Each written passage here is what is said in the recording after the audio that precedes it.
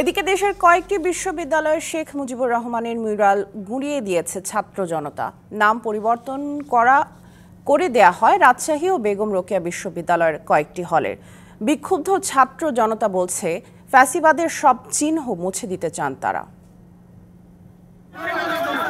বুধবার রাত ৯টার দিকে রাজশাহী বিশ্ববিদ্যালয়ের বঙ্গবন্ধু শেখ মুজিবুর রহমান হলের নাম ফলক ভেঙে ফেলে বিক্ষুব্ধ শিক্ষার্থীরা। নতুন করে হলের নাম দেয় বিজয় ২৪। এছাড়া নির্মাণাধীন AHM কামারুজ্জামান হলেরও নাম ফলকও ভেঙে ফেলে আন্দোলনকারীরা। জাহাঙ্গীরনগর বিশ্ববিদ্যালয়ে শেখ মুজিবুর রহমানের ও তার পরিবারের সদস্যের নামে থাকা মুরাল ভেঙে দিয়েছে শিক্ষার্থীরা। রাত 11:30টায় বটতলায় জড়ো হয়ে বিক্ষোভ মিছিল বের করেন। পরে তারা ভাঙচুর করেন। পরে তারা শেখ মুজিবের মুরাল ভেঙে দেন। এদিকে রংপুরে বেগম রোকেয়া বিশ্ববিদ্যালয়ে শেখ মুজিবুর রহমানের মুরাল, শেখ ফজিলতুন্নেসা মুজিব ও শেখ হাসিনার নামে থাকা কয়েকটি নাম ফলক ভেঙে গুঁড়িয়ে দেয় ছাত্র জনতা।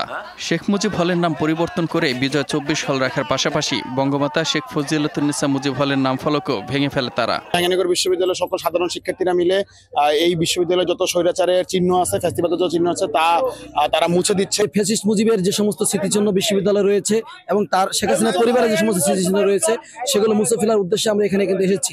অন্যদিকে খুলনায় সাবেক প্রধানমন্ত্রী চাচার শেখ বাড়ি বুলডোজার দিয়ে গুঁড়িয়ে দিয়েছে বিক্ষুব্ধরা। রাত ৯টার দিকে নগরীতে বিক্ষোভ মিছিল শেষে বাড়িটি গুঁড়িয়ে দেয় তারা।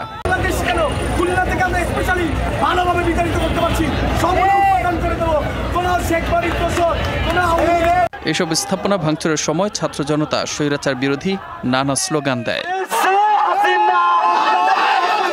Mustafa Kamal, DBC news desk.